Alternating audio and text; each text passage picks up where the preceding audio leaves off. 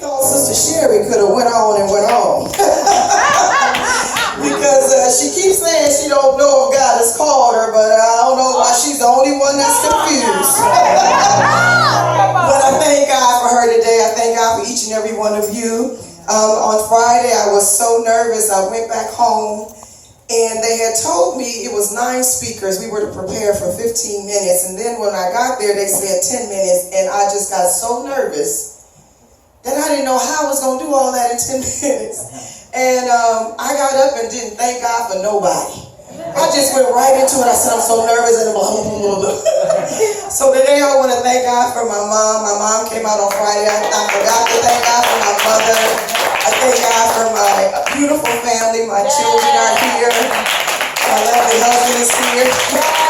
We were running late this morning. The men made breakfast. All right. Thank you, Jesus. I thank God for them.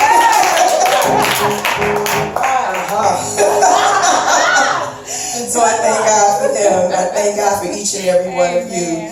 And I thank God that Pastor Holly is getting a break. When she called me, I rejoiced. I was so grateful. As the flock, as the sheep, we ought to make sure this happens frequently for her. Because it's very easy to be called and overwhelmed. So many people are leaving what God has called them to do because they get overwhelmed and they don't get the rest that they need. And we ought to consider making sure we don't call her too late. Making sure she has time with her family, because that's very important. Amen. If you would turn with me to 1 Samuel, the 30th chapter. I'm going to try to be quick today. I have a word from the Lord, but I'm going to try to be quick. My husband was like, honey, I just think you should really finish what you started on Friday. We only got 10 minutes of it. I said, I got to do what God called me to do. I'm not sure yet. So later on in the day, he said, are we going to get to hear that a little bit more? I'm sorry, baby, but God took me in a different direction. So the topic that I have today is, I'm going to go get my stuff. I want to say it a little indignant. I grew up on Kinsman and Huff, and you could not be a punk in those neighborhoods, okay? I grew up with all boys. They beat on me, they roughed me, they made me lift weights, so that when I got out in the street, I wasn't scared of nobody, okay? And so one time my mother would tell you a story where the girl made me scared and I ran into the closet, but past that time, I wasn't afraid of nobody. And so I'm going to tell the devil we serve him notice today that I'm going to get my stuff. Hallelujah. 1 Samuel, the 30th chapter. Verse number 1 says, and it came to pass when David and his men were come to Ziklag on the 3rd day, that the Amalekites had invaded the south and Ziklag and smitten Ziklag and burned it with fire, and had taken the women captives that were therein. They slew not any, either great or small, but carried them all away and went on their way. They stole the women, the children, and they took all the cattle. So David and his men who were out at battle came back to the city, and behold, they found that it was burned with fire, and their wives and their sons and their daughters were taken captive. Then David and the people that were with him lifted up their voice and wept until they had no more power to weep. And David's 2 wives were taken captive, Ahinoam and the Jezreelitess Abigail, the wife of Nabal the Carmelite. And David was greatly distressed, for the people who were with him, the men that had been in battle, they spake of stoning him. They were angry, because the soul of all the people were grieved, and every man for his sons, for his daughters. But David encouraged himself in the Lord his God. And David said to Abiathar the priest, Ahimelech's son, I pray thee, bring me hither the ephod. And Abiathar brought thither the ephod to David. And David inquired at the Lord, saying, shall I pursue after this troop? Shall I overtake them? Watch the words that he used. Should I go? Should I pursue? And I don't plan on going if I don't beat them. Shall I overtake them? And he answered him, pursue. This is the Lord speaking. And God said, for thou shalt overtake them, and without fail recover all. Recover some, recover a little. No, thou shalt recover all. So David went, he and the 600 men that were with him, and came came to the brook Besor, where those that were behind stayed. And David pursued, he and 400 men, for 200 abode behind, which were so faint that they could not go over the brook Besor. And they found an Egyptian in the field and brought him to David and gave him bread, and he did eat, and they made him drink water. And they gave him a piece of a cake of figs and 2 clusters of raisins. And when he had eaten, his spirit came again to him. For he had eaten no bread nor drunk any water 3 days and 3 nights. And David said unto him, to whom belongest thou? And whence art thou? And he said, I am a young man of Egypt, servant to an Amalekite, and my master left me, because 3 days agone I fell sick. We made an invasion upon the south of the Cherethites, and upon the coast which belongeth to Judah, and upon the south of Caleb, and we burned Ziklag with fire. And he's telling them who did it. And David said to him, canst thou bring me down to this company? And he said, swear unto me by God, that thou wilt neither kill me, nor deliver me into the hands of my master, and I will bring thee to this company. And when he had brought him down, behold, they were spread abroad upon all the earth. Now this is the people that had come into the city and taken everything. They got a party going on. The Bible says they were eating and drinking and dancing because of all the great spoils. See, they took everything in the city. Now they're rejoicing that they had taken out of the land of the Philistines and out of the land of Judah. And David smote them from the twilight even unto the evening of the next day. And there escaped not a man of them, save 400 young men which rode upon camels and fled. And David recovered all that the Amalekites had carried away, and David rescued his 2 wives, and there was nothing lacking to them.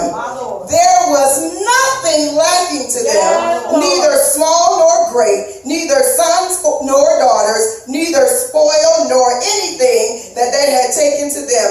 David recovered all. Amen. May the Lord add a blessing to the reading of his word. That really encouraged me. I don't know about you, but sometimes when we're growing up, we have plans. We make dreams, you know, when I get older, I want to do this or I want to do that. And when you talk to little children, I've gone into children's classrooms and what do you want to do? And now they have big assignments, you know, now the engineering is huge and we're doing all these great jobs. But when I was little, I just wanted to be a secretary. I thought that was the greatest thing on earth until I became a secretary and realized they don't make no money. They don't make no money.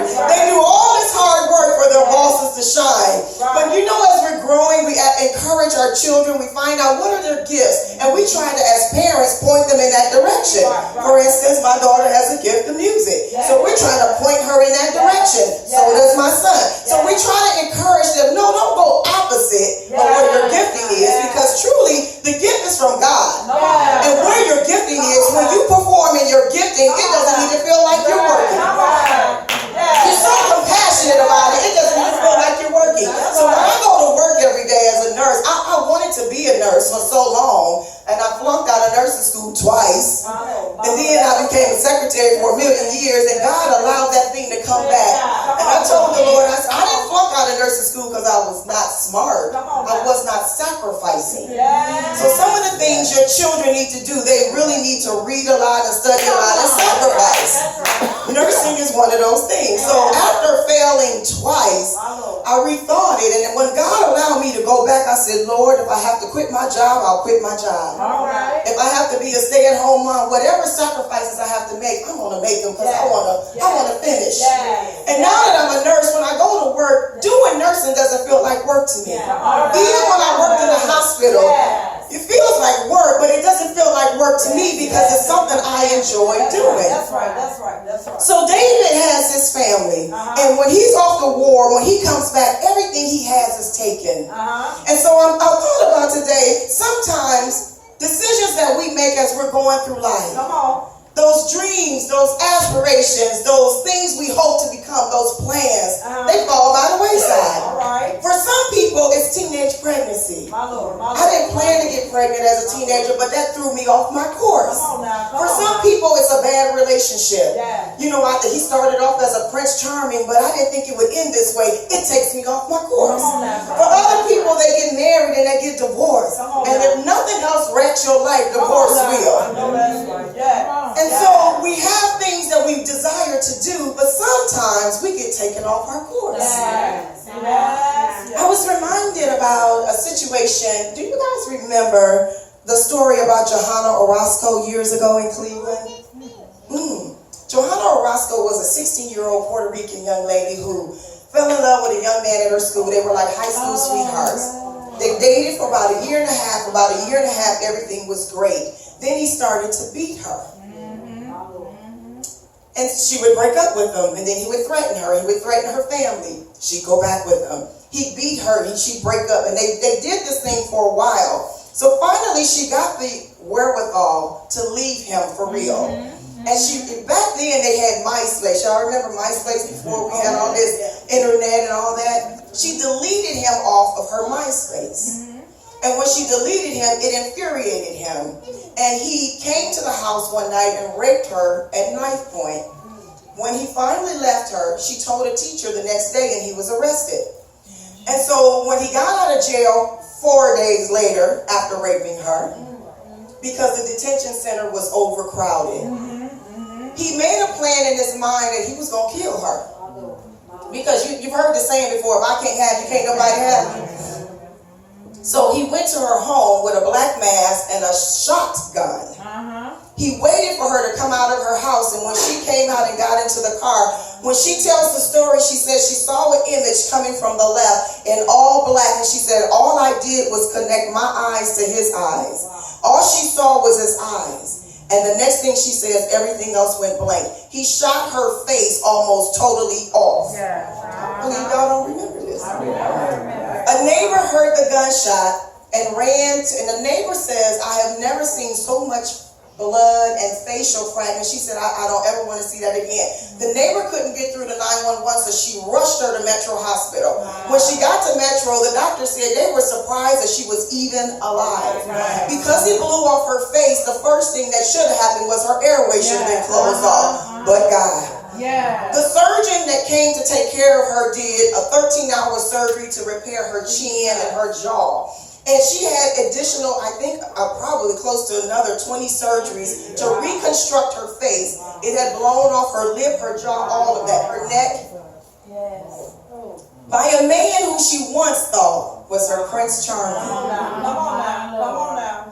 So Johanna Orozco, I had a health fair in 2011 at my old church, and she came and the church was packed. Young people everywhere. They wanted to hear her story. You couldn't hear a pin drop. And she made a plea to the young people. Be careful who you connect with. And I want to say this to you. Generally, when we get with people, eventually the red flags are going to show up.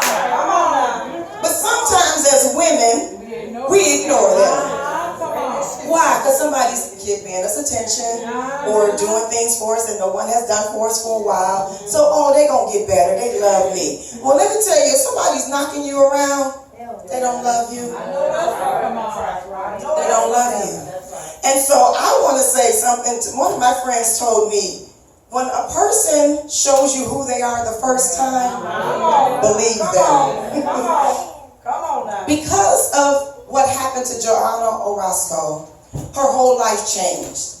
Once she healed and got through years and years of surgery, she started advocating with the state legislator to try to get laws on board for teenagers to have protective orders so that if they were found in abusive situations, they could get out. But she became an advocate for domestic violence. And one thing she said that sat with me, she said, I never asked why. I never asked why this happened to me. I knew God had a reason. Sometimes we make plans and we get off course. And when I flunked out of nursing school, I didn't understand why. I was pretty intelligent, I didn't understand it, but God had a reason. See, 10 years of waiting to do something a second time would make you treasure it a little bit more. When I sat out, I sat out for 10 years before I could go back. And so when we go through things in life, there's processes we have to go through. Yeah. We may fail. Come on now. But I'm coming to tell you, if you fall down, please get back up. The gentleman that shot her, attempted murder, he got 27 years. Wow. But I just want to encourage you as men and women, because women are abusive too. Come on. Yeah. Come on now. David went through a lot in his life. Come on. But he was chosen to be a king. Yeah. Before he even understood it, he was chosen to be a king. Yeah. But because of the call, he went through some things. Right. His brothers rejected him. They told him, you think you know, when he went out to the field, when his father sent him with food for them, they were like, who do you think you are? You're going to go against this giant. Right. He wasn't trying to be some big somebody, but he didn't like the fact that Goliath was talking about his God. Right. And we should be just as offended when people are talking about our God.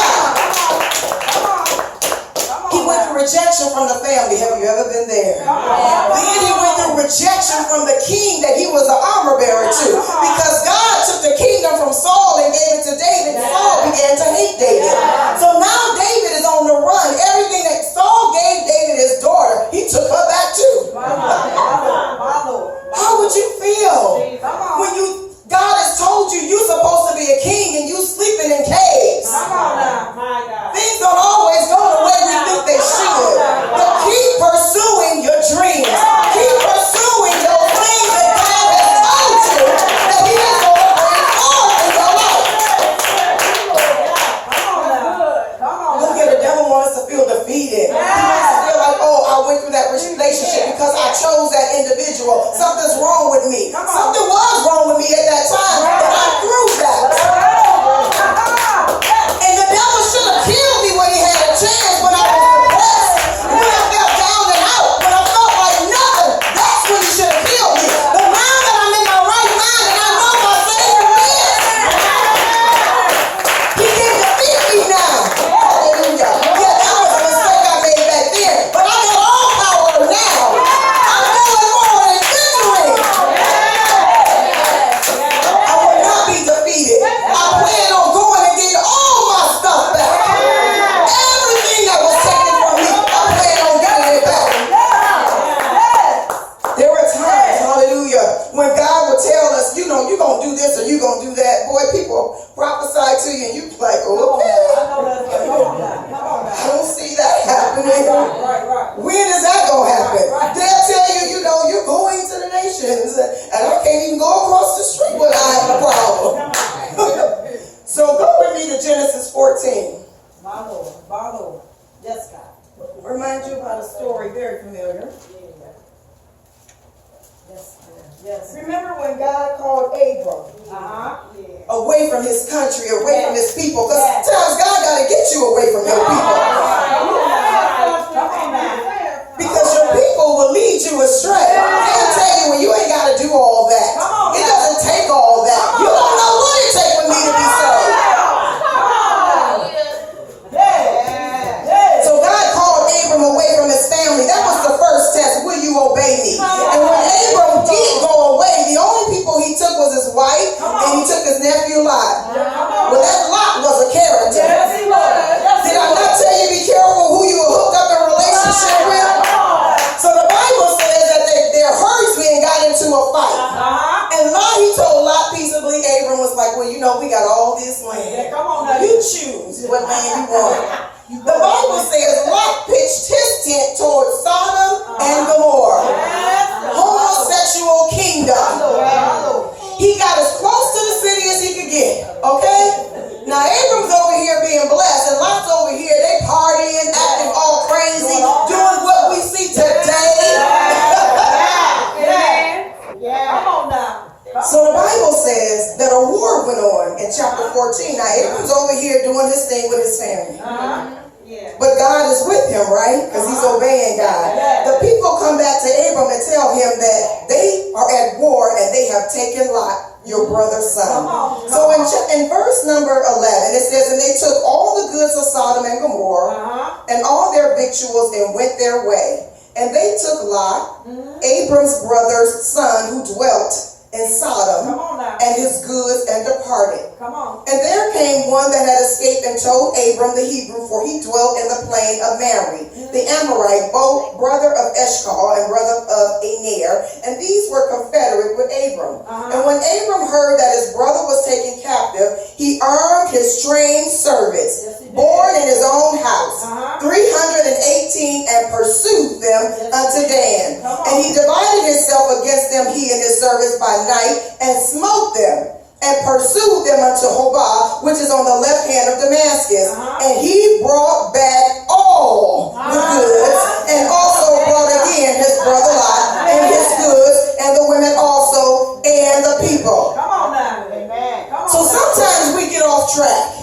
But I want you to hear the key is we don't serve a little God. Sometimes when God doesn't move as quickly as we think, the enemy tends to make us believe that he hasn't heard our prayers. Maybe he's forgotten about you. Maybe you aren't praying right. Maybe you're not doing something right. The devil is a lie.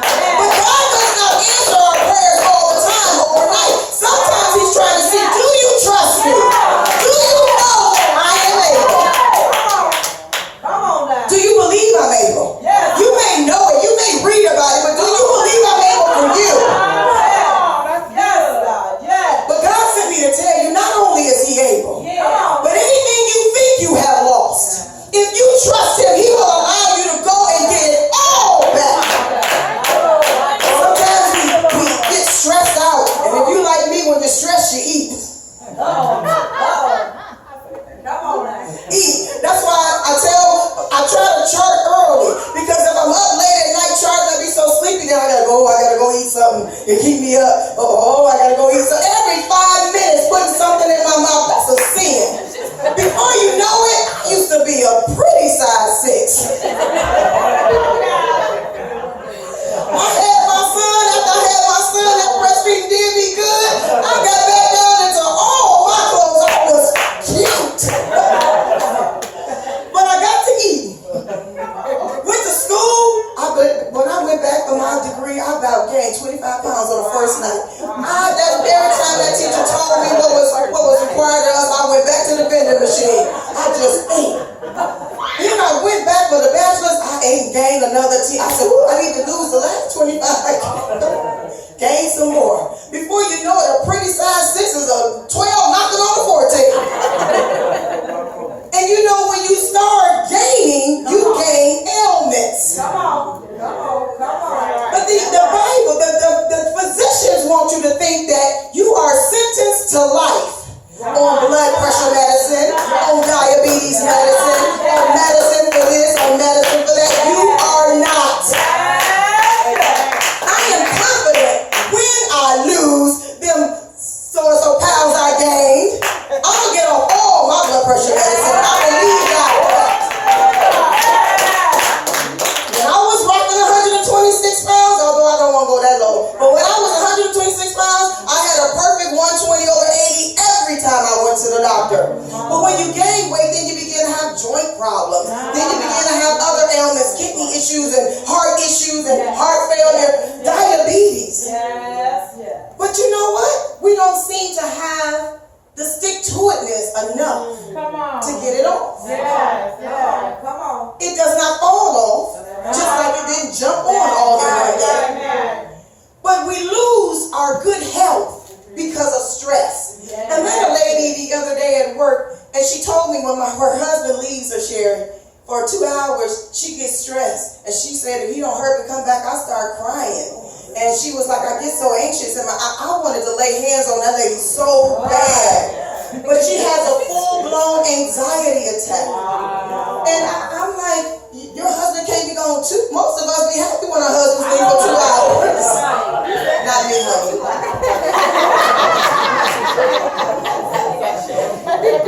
You need to go to the store. Yeah, go. Come on, yeah. But she goes into, and I looked at her and I said, do you know that it sounds like you are in prison? Right. And she just looked at me. And I said, and worse than that, you are imprisoning your husband. Right. He doesn't feel like he can do anything. Right. And she looked at me. I said, have you talked to your doctor about this? And she gave me a list of reasons why her doctor couldn't help her. And to me that says, I'm in prison and I plan on staying here. If we have health ailments in here, I am encouraging you, my brothers and sisters. When we started that weight loss thing, I have been serious about that. And I am encouraging us, let's keep trucking. Even if money ain't on the, don't let money be your guide. Don't let money be your guide. How about, I want to be here for my children and my children's children. How about, I really want to do what God is, I have not completed what God called me to do. How about, I want to be healthy until the day I die. There's no other reason. I don't want to be in the doctor's office living there day in and day out worried about this. I meet people and they tell me I spend too much on my medications, and I be wanting to say, well, lose weight. Because they're always overweight. My Lord. Abraham went and got his nephew back. David went and got back everything that belonged to him. What are you missing? Come on. What are you missing? Come on. What do you feel like your life has had taken from you because of a circumstance or a situation? Maybe even a bad decision that we don't always do everything just right. Come on. What has been taken from you? Come on now. When I got divorced, I lost so much. My credit has not recovered. My income, well, I had savings, all those things. Those things are not recovered yet. But I believe that I'm going to get it all back. What did you lose when you made the decisions you made? When you stayed too long in the wrong place? What did you lose? We lose mentally, we lose emotionally, we lose spiritually. What did you lose? And what does it mean to you to go and get it back? Come on now. The Bible says that God is married to the backslider. Sometimes we get out of the will of God and we think we can't get back. We'll come to church and we don't feel like we used to feel. No, you won't until you repent. But I guarantee you that if you tell God, I am coming back to you wholeheartedly, surrender everything that I was doing, and I leave it here on the altar, that you would restore me. I guarantee you will feel the presence of God, because the Bible says in Jeremiah that he is married to the backslider. Married to. That means I'm in covenant relationship with you. And when you decide to come back into the relationship with me, says the Lord, I'm going to take care of you like a king is supposed to take care of his queen. Come on, somebody. Hallelujah. There are times when our attitudes and our character, our actions, our reactions, things we do, it causes us to veer away from those plans we had. Think about the plans you had. Those things you thought you could become. Now think about how old you are now. And God sent me to tell you you're still not too old to do that. Come on now. You're still not too old to do that.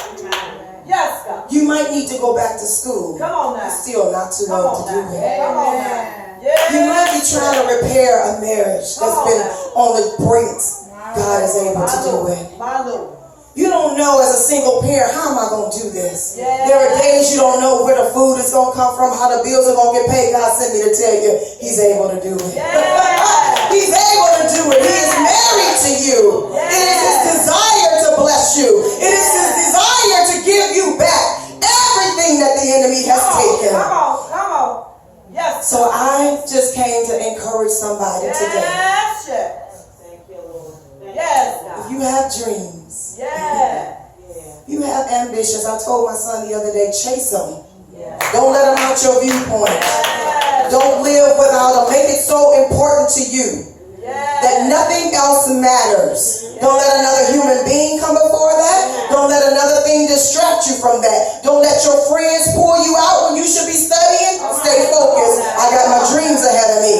When people try to get you to go out and do things that are not like the Lord, stay focused, because I got my dreams ahead of me. When you go back to school and you got children, you got to find time to read, study, make time to take care of them. But don't let that be a hindrance. Say, I got my dreams ahead of me. And whatever it is that you need, whatever it is that you thought you were going to have, if you trust God, he can bring it to pass. When David got back to the camp, they didn't only city down. My Lord. Wow. Burning something down means that ashes mean there's nothing that can come out of this. That's right. Ruins. That means it's ruined. Nothing can come out of this present state. But God gave David a plan. First of all, the Bible said he encouraged himself. When the men wanted to stone him, I want you to know the formula. Encourage yourself in the Lord. Don't always feel like you got to call somebody to get a word from the Lord. All these scriptures, you can't find nothing to encourage yourself. The Lord is my light and my salvation. Whom shall I fear? The Lord is the strength of my life. Of whom shall I be afraid? When the wicked and the whatever come in to eat up my flesh, they stumble and fail. Though a host shall encamp against them, my heart shall not fear. Though war shall rise against them, in that will I be confident. Come on now. We know some scripture. I jacked that one up because I'm nervous, but I know it. Trust me when I tell you, I know it. There is something in here that you can go in here. What did all our parents make us learn as children? What song did we all have to learn as children? Come on. You can't find nothing to encourage you. It's the Lord's Prayer. Did y'all have to learn that as children? You can't find nothing to encourage you? Come on. Come on. So I want you to know, David encouraged himself. Then he prayed. He didn't just pray. He positioned himself for excellence to hear the voice of God. He put on the ephod. He went before the Lord. Hallelujah. He wanted to know that God heard him because they were in a serious predicament. And he prayed and he positioned himself to hear God. Sometimes we pray, but we don't wait for an answer. And that's where we go wrong. We let the enemy make us feel anxious, but we got to help God out. Remember when Sarah helped Abram out? Don't help God out. He don't need no help. I know that's right. He's all seeing, all knowing. He know the end from the beginning. He don't need your help. He already know what it's going to be. Right. Wait on the Lord. Then when David prayed and God gave him an answer, God said, pursue and recover all. That's what I want to leave with you. I'm going to get my stuff. I know that's right. And the Bible tells us that the violent take it by force.